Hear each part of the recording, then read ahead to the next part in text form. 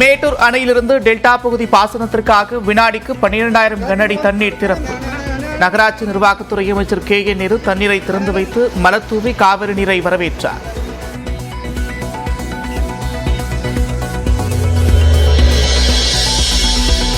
மேட்டூர் அணையில் நீர் திறக்கப்பட்டிருப்பதால் காவிரியில் மக்கள் இறங்குவதை தடுக்க ஆட்சியர்களுக்கு உத்தரவு.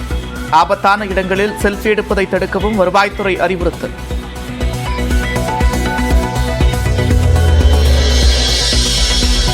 ஒலிம்பிக் பேட்மிண்டன் மகளிர் ஒற்றையர் பிரிவில் PV சிந்து அசத்தல் வெற்றி. முதல் லீக் ஆட்டத்தில் மாலத்தீவு வீராங்கனை ஃபாத்திமா நஹாவை நேர்செட்டுகளில் வென்றார்.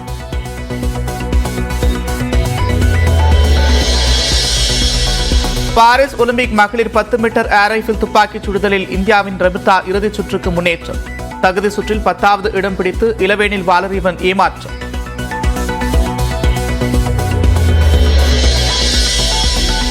ஆடவர் துடுப்பு படகு போட்டியில் இந்திய வீரர் பல்ராஜ் பன்வார் காலிறுதிக்கு முன்னேற்றம்.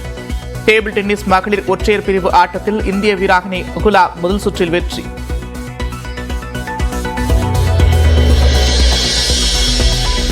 கிராமத்தில் குடியேற விரும்பும் மாஞ்சோலை தோட்ட தொழிலாளர்களுக்கு இலவச மனை மற்றும் கலைஞர் கனவு இல்லம் வழங்கப்படும். நெல்லை மாவட்ட பொறுப்பு அமைச்சர் தங்கம் தென்னரசு உறுதி.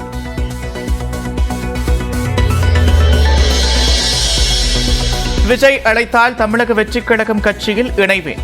திரைப்பட இயக்குனர் அமீர் பேட்டி. நம்ம வாழ்த்து சொல்லிட்டோம், அவர் என்ன கூப்பிட்டாருன்னா போறோம்.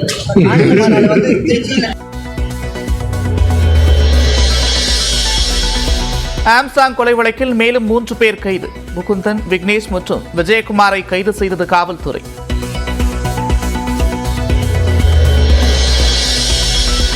குற்றாலம் மெயினருவியில் வெள்ளப்பெருக்கால் சுற்றுலா பயணிகள் குளிக்க தடை.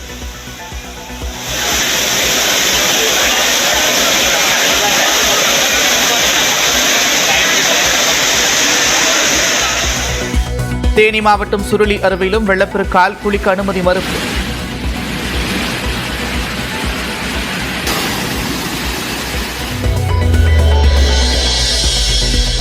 காரைக்குடி அருகே வடமாடு மஞ்சவிரட்டில் காலை முட்டியதில் மாடுபிடி வீரர் பலி. அனுமதியின்றி போட்டி நடைபெற்ற நிலையில் பாதியில் நிறுத்திய காவல்துறை.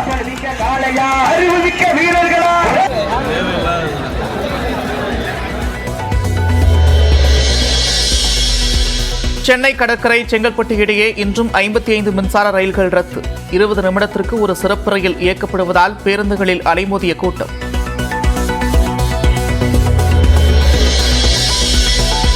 ஆடி கிருத்திகை நெருங்கும் நிலையில் முருகன் கோவில்களில் அலைமோதும் கூட்டம்.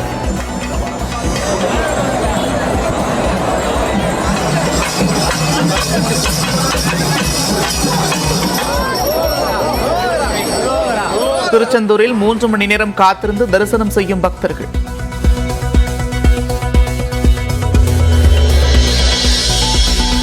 ஆன்லைனில் புதிய படங்களை சட்டவிரோதமாக வெளியிடும் தமிழ் ராக்கர்ஸ் அட்மின் கைது. ராயன் திரைப்படத்தை திரையரங்கில் வீடியோ பதிவு செய்தபோது சிக்கினார் ஸ்டீஃபன் ராஜ்.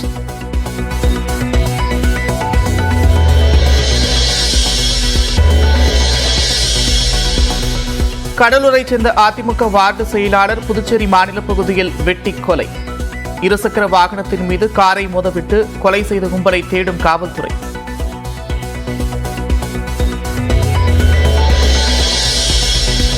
உதகையில் சூறாவளி காற்றால் பல இடங்களில் விழுந்த ராட்சத மரங்கள். நஞ்சநாடு எம்ரால்டு செல்லும் சாலையில் 3 மணி நேரம் பாதிக்கப்பட்ட போக்குவரத்து.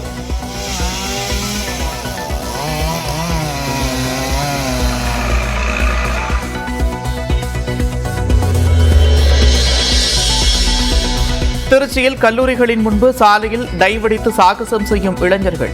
இன்ஸ்டாகிராமில் பிரபலமாக பொது இடங்களில் அத்துமீறல். மெத்தை 1 அதில் தூக்கம் 2 அதில் நித்தம் வேணும் யுத்தம் 3.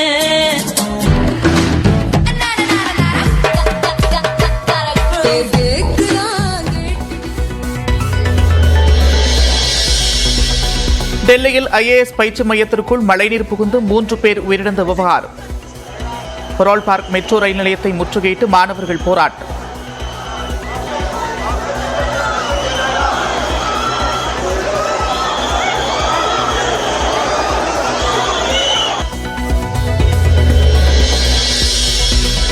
தெலங்கானாவில் சாலை தடுப்பில் மோதி எதிர் திசையில் பாய்ந்த கார்.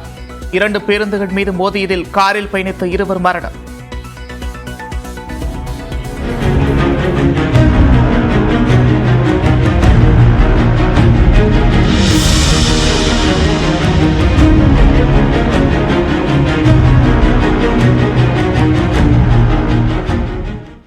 முதலமைச்சர் மு.க.ஸ்டாலினின் உத்தரவை தொடர்ந்து மேட்டூர் அணையிலிருந்து டெல்டா பாசனத்திற்கு நீர் திறக்கப்பட்டது. தென்மேற்கு பருவமழை தீவிரமடைந்திருக்கும் நிலையில் கர்நாடக அணைகளிலிருந்து காவிரியில் உபரிநீர் திறக்கப்படுகிறது. தொடர்ந்து 2 வாரமாக உபரிநீர் திறக்கப்படுவதால் மேட்டூர் அணையின் நீர்மட்டம் கிடுகிடுவென உயர்ந்தது. 120 அடி கொள்ளளவு கொண்ட மேட்டூர் அணையின் நீர்மட்டம் 110 அடியை எட்டியிருக்கும் நிலையில் குறுவை பாசனத்திற்கு நீர் திறப்பது குறித்து டெல்டா மாவட்டங்களைச் சேர்ந்த ஆட்சியர்களுடன் காணொலி வாயிலாக முதலமைச்சர் மு.க.ஸ்டாலின் இன்று காலை ஆலோசனை நடத்தினார். இதனைத் தொடர்ந்து பாசனத்திற்கு நீர் திறக்க முதலமைச்சர் உத்தரவிட்டார். இதனையடுத்து பிற்பகல் 3 மணியளவில் மேட்டூர் அணையிலிருந்து வினாடிக்கு 12,000 கனஅடி நீர் பாசனத்திற்காக திறக்கப்பட்டது. அமைச்சர் கே.ஏ. நேரு உள்ளிட்டோர் பாசனத்திற்கான நீரை திறந்து வைத்து மலர்தூவி வரவேற்பு தெரிவித்தனர். திறக்கப்படும் நீரின் அளவு படிப்படியாக அதிகரிக்கப்படும் என்றும் அரசு தெரிவித்துள்ளது.